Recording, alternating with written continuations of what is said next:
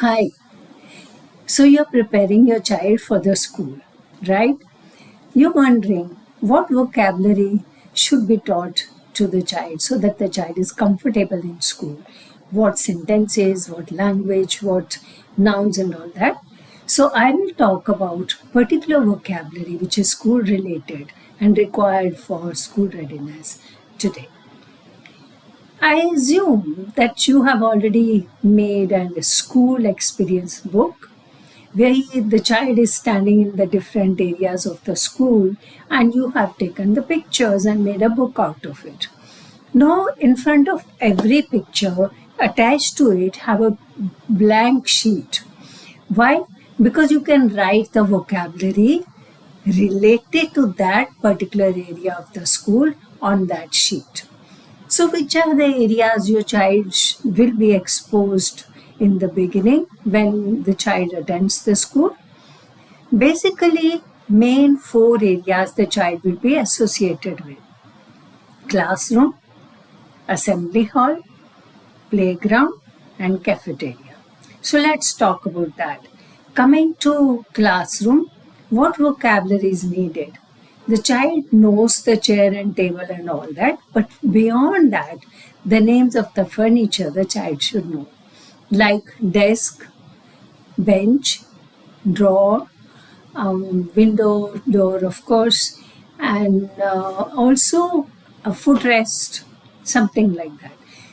Blackboard, white marker, whiteboard, chalk, duster, all these vocabulary related to the classroom. Also, the child should know more prepositions related to the classroom. What I mean is when teacher tells the child where to sit in the class, the teacher will be using lot of prepositions which the child should understand. For example, in the middle, on the right side, on the left side, in the far corner, at the edge of the row, in the first row, second row, last row, middle of the row, on the right side of the row, left side of the row, next to the door, next to the window, away from the window, all this vocabulary and preposition the child should understand. Coming to assembly hall, the child should understand what is assembly hall, what is the meaning of assembly, what is PA, that is public announcement, what does it mean, what I have to do. Also, how to go into the assembly hall, why to go into the assembly hall also. Gather there. We are going to listen to the principal. Principal is going to say something. All these instructions also the child should understand related to the assembly hall. Coming to playground, again depends what game, what play the child is involved in, should know all the vocabulary. Your child is starting school, so will be very young and will be more interested in the waiting area, play area, which is a small park type. The child already knows, I assume, again, the swing and gym and seesaw and grass and slide, all these. But the child should know the actions related to these equipment. For example, jump, go slow, run fast, slide, crawl, obstacle, jump faster, jump over, hang on, hold the rods, all that. Again, coming to cafeteria. In the cafeteria, the child should understand what is cafeteria, what is the meaning of cafeteria, or canteen as the word is used in some of the schools. Bench, different from the chairs. And then again, food counter, what is food counter? Lunch time, break time, sitting in a row, trash bin, where is the trash bin? All that vocabulary the child needs to know.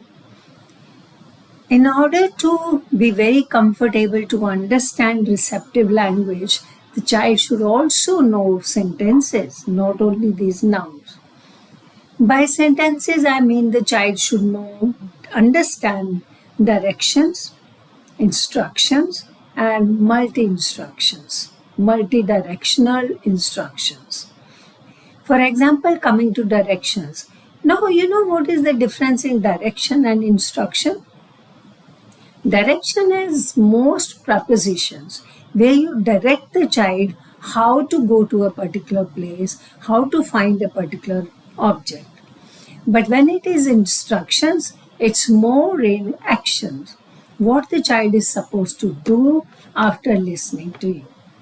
So, multi-direction is when there are more than one sentence, there will maybe 2 or 3 sentences, the child has to remember the sequence of those actions, what the child is supposed to know first and then and after that what.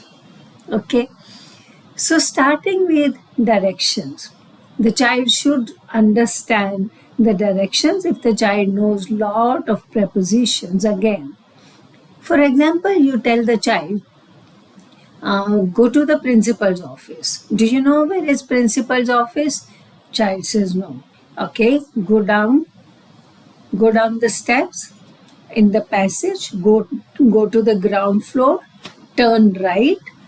After a few steps, you'll find the principal's office on the right side. So child has to understand this.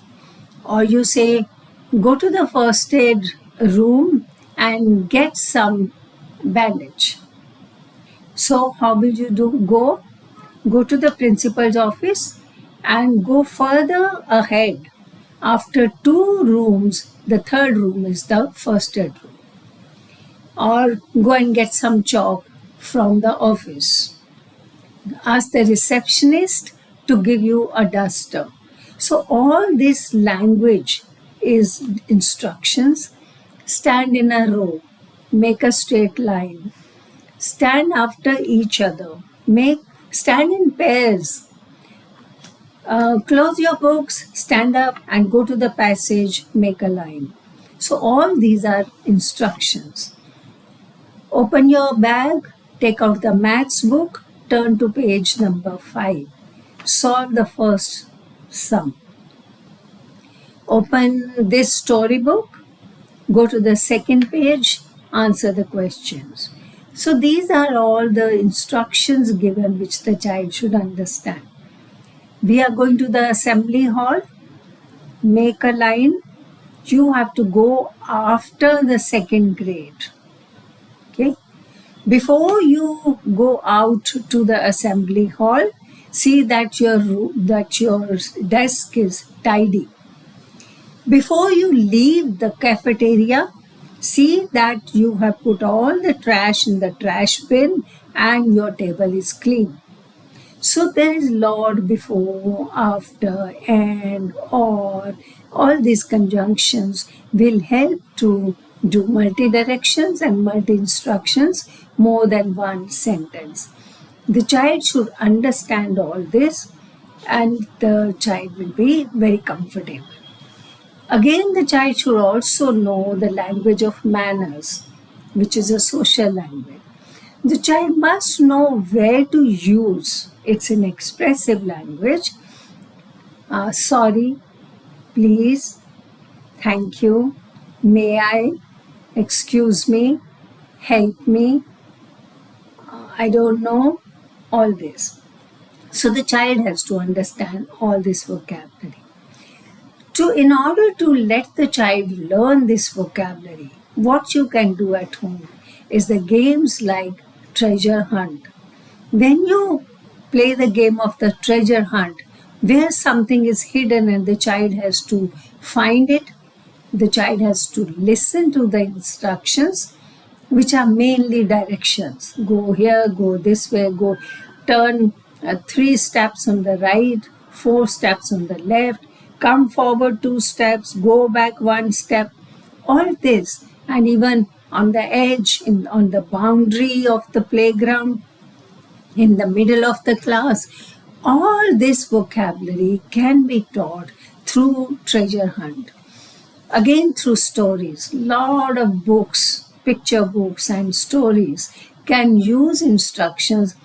Mama said to the child, don't get lost. Don't leave my hand. It's overcrowded.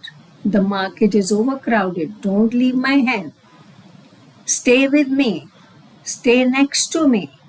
All these instructions can be taught in daily routine. When you take the child to the playground or to the garden, you can use lot of these instructions there also. You can swing for 5 minutes. After that, you have to give the turn to the child who's standing next in the queue. So the child is understanding multi instructions. So this way, even through stories also, you can do that. Even drawing. Draw a house, draw a tree next to the house. A cat is sitting under the tree and a pigeon is sitting on the tree. So the child has to have all this language, understanding, sequence, auditory memory, and instructions, and will be able to do. If you work like this with your child at home, much before the child is put in a regular school, no problem at all. If you have any question or you face any problem, please let me know, write in the comments, and I will get back to you. Thank you.